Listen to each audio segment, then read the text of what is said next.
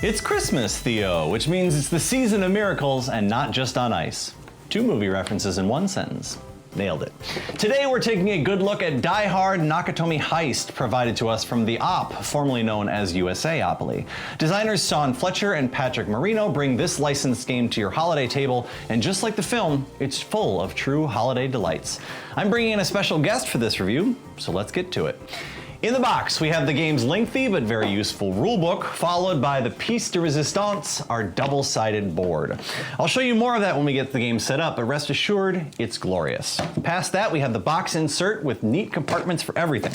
Cards for the thieves, as well as Roy Rogers himself, a handful of minis to represent everyone, a blah 6-sided die, and the game's tokens and cubes. I want to teach you how to play this game, but in order to do that, and to settle a long-standing feud, I brought my good friend Tim onto the show. Hello, Tim. Hi. How are you? I'm great. Fantastic. Tim is joining us not only as a board gamer in his own right, but as a huge fan of Die Hard specifically, yes, and as someone who takes the dubious stance of believing to the very core of his being that Die Hard is not a Christmas movie. It's not. We'll get to that in a bit. But first off, let me explain how this game works.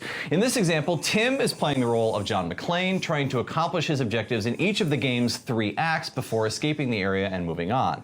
In the first act, John has to acquire a radio, shoes that don't fit, and his machine gun. Ho, ho, ho.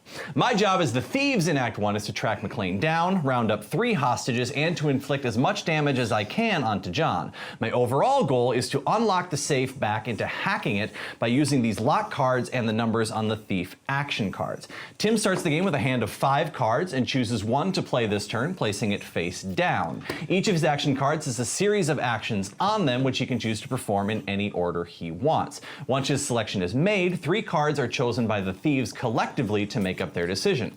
In this case, since I'm the only player playing the thieves, I draw the top card from the thief deck and play it face down without looking at it. I then take the next card off the top of the deck, look at it, playing it face down on top of the first. I then choose a single card from the 3 in my hand and add it to the stack. When they're revealed, all 3 cards are placed in order according to their number, and then the highest and lowest cards contribute their white lock digit towards the lock, in this case 9 and 1. The cubes have to be adjacent in order for them to put their lock on them, so here I can only take the 1. I've broken through that layer of security once I've locked all 8 digits and a new lock is drawn. My goal is to unlock all 6 levels, blowing the roof off the Nakatomi building in the game's 3rd act, and retire 2 of each, earning 20%. Tim, as John manages to complete all of his objectives, Tim, tell me about your experience playing this particular game. So I really enjoyed the game, mostly because I'm not one who loves a very long playing time. Sure. So I love a game that you can pound out in 45 minutes. And this is exactly, even the first time playing it was exactly that kind of game. Yeah. So you've experienced this game as John McClane. Yes. You have these action cards which you're going to draw from every round. Now each of the game's first act action cards have actions that are available in all 3 acts. The game's action cards in Act 2 get shuffled into cards that you play in the first act. So you sort of have to balance playing long enough to sort of give yourself more cards for the end of the game, but also not too long as to give me all the time I need to accomplish all of my objectives. Absolutely. And that's another layer of the game that I really enjoyed, which is the fact that you can play sort of just willy-nilly. You can just like go all out, see what you can do. But you can add a sense of how do I put it? You can just really make the game what you want it to be. If you want to dissect each role, each objective, you can, but you can go into it blind and have as much fun. Thematically, does it feel like you're playing the movie of Die Hard? Absolutely. And I should say that there's no mention of Christmas in any of this, and so in any of the game. In any of the game, absolutely. I mean, there are cards. I don't know what you're talking about. So, but the game itself, the playing surface, what is that? He's got a Christmas hat on. All Out Assault. Does that make? If I said that, would you go Christmas? That's for sure Christmas. No.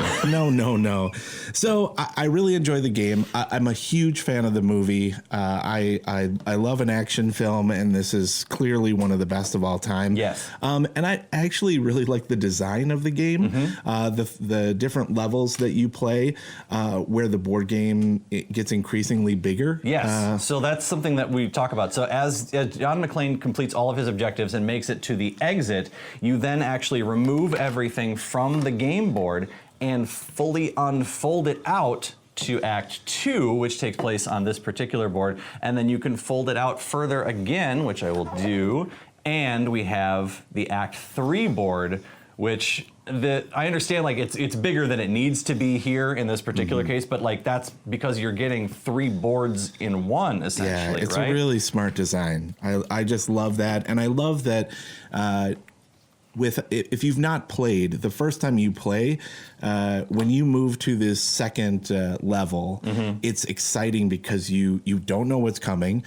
You don't know what your objectives are going to be. Right. And the first time you play. The first time you play. Yep. Absolutely. Yep. And that brings us to the point that I said we've played this game once or twice. We played this game twice. Yeah.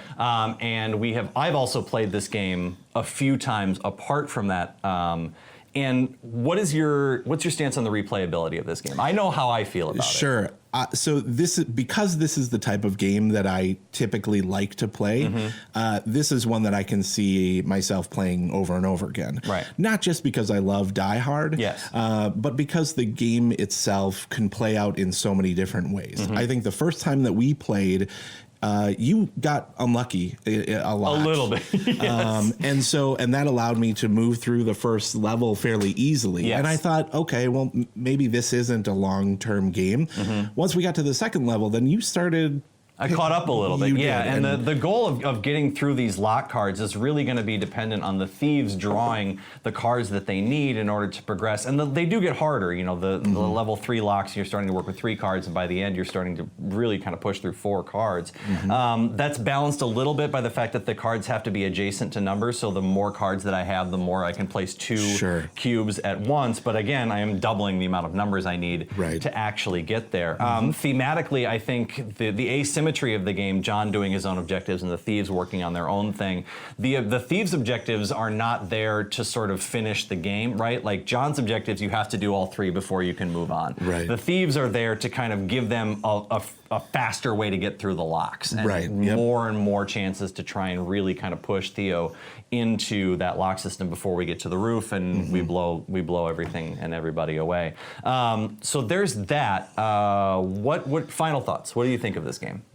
I love the game. After we played it, I actually went out and got it. And so I think that it's just really fun. And what's really nice too is we just played it, you and I. Yes. But because you can have many thieves, it's playable up to 4. Up to 4 players. Yep. So you can have one person playing John and up to 3 players playing the thieves. So in the case of multiple people playing the thieves, you have one. If 3 people were playing, each thief player has a hand of 3 cards. They contribute 1 that they know about into the thing, and then they're sort of all aligning. And each of the actions has different actions on it. Here we can move, punch, and shoot.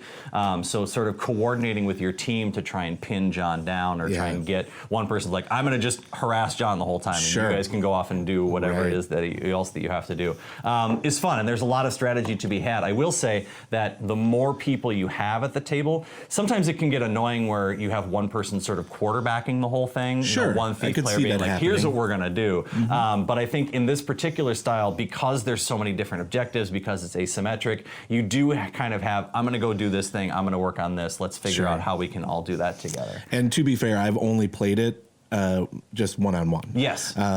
Even after I purchased the game, I've only played it one-on-one as well. And so, to be fair, I have not played it with more than one other person. It is a very different game at multiple player counts, which is interesting because that's not something you often have. Most of the time you're just like, oh, I just added another player. All right, we're just doing more of the same. But here it really kind of changes the thieves dynamic by giving them more to work with and against. You sort of have to wrangle everybody's opinions on what we're going to do and how we're going to do it.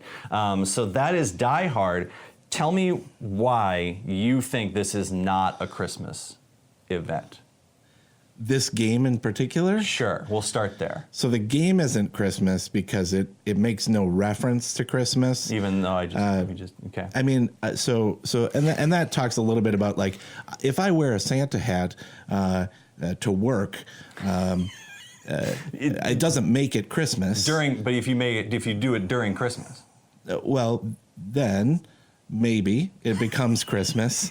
But because I work in a work environment that doesn't celebrate holidays, sure, it doesn't make it, a Christian holiday at my workplace. Okay. So let's talk about the movie then. Why is Die Hard not a Christmas movie? So I think that Christmas movies, first of all, have to give you a good sense of holiday spirit. I don't think that there's anything within Die Hard that gives you that sense of community and family, and yes, I know I've heard all of the background before of John is going there to reunite with his family. Yes, but one aspect of a Christmas movie does not make it a Christmas movie. Now, you might also say that Die Hard also, it takes place on Christmas. Well, I would say that because it's true. It does, true. In fact, Christmas Eve. Absolutely. Yes. Absolutely.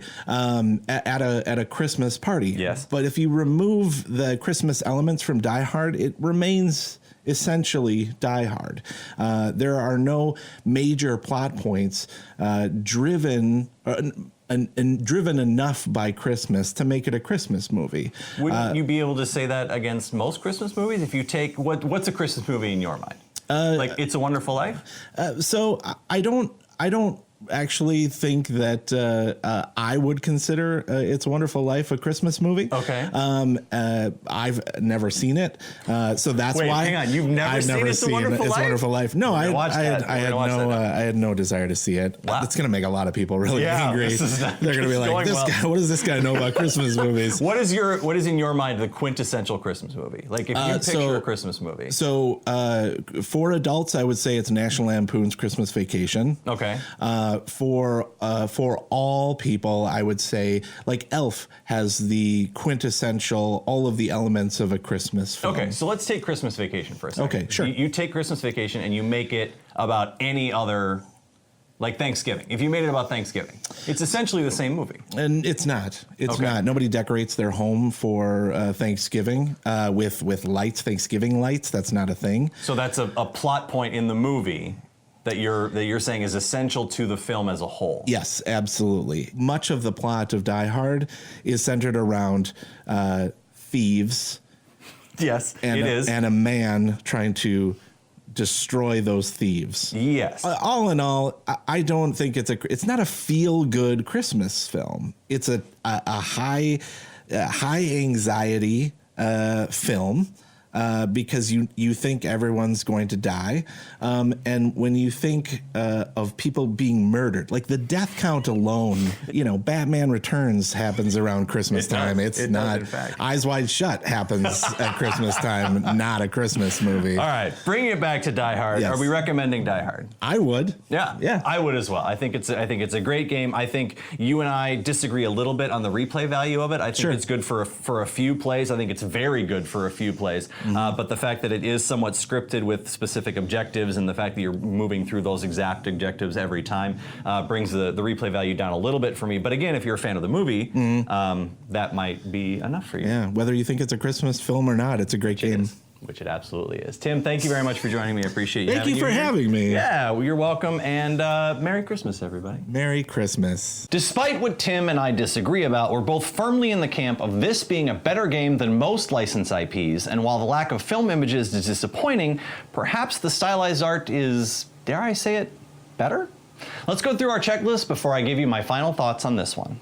In the box, rulebook clear and non-gender pronouns. While the rulebook is lengthy, it also does a great job of tracking you through the game's 3 different phases, so it serves as a very handy guide. The instructions are pretty clear throughout, with few exceptions. Since the players take on the role of the characters John McClane and the all-male team of thieves, the rulebook refers to them with their masculine pronouns.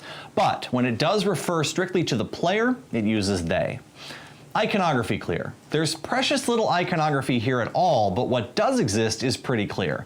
You may need to refer back to the rulebook to remind yourself that the gun tokens don't give you a gun though. Packaging well done. While there are enough baggies in the game box for everything to have a home, the insert is just okay. I really wanted a more modular system for storage so that moving between acts isn't quite the chore that it is. Still, everything will live nicely in the box here and you shouldn't have any problem finding what you need. On the table, good representation.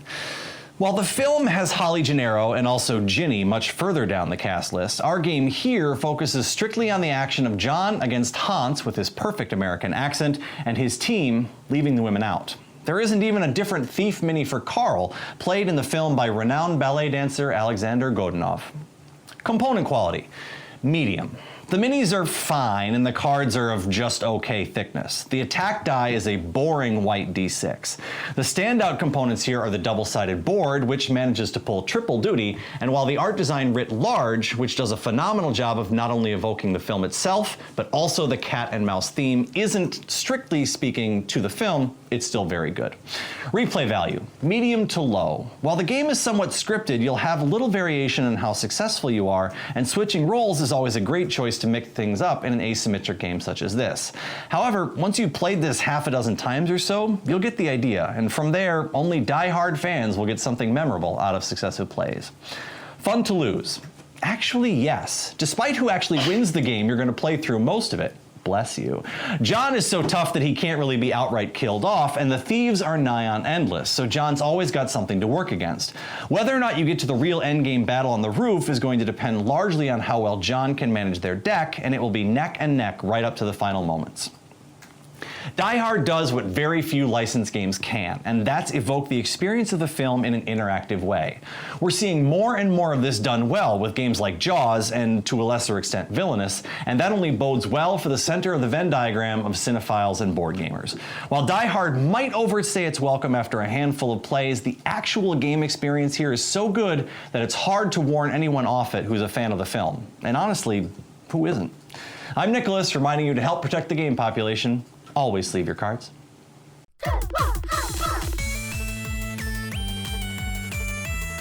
Hey everyone, if you enjoyed that video, please hit that sub button and check out all of our other offerings at goodluckhighfive.com. And please consider becoming a patron of the channel at patreon.com/GLHFmagic and help us keep making reviews, videos, and podcasts for as little as $5 a month. We're also always looking for new games to review, so if you make games or you know a company who does and wants to have their game reviewed on Good Luck High Five, please reach out to us at glhf@goodluckhighfive.com and we'd be happy to take a look. You can follow me, Captain N the Game Master, on Twitter and Instagram at CaptainNGM, and follow the channel at GLHF Magic. Remember, please shop at your local game store whenever possible. Until next time, I'm Nicholas, and good luck, high five.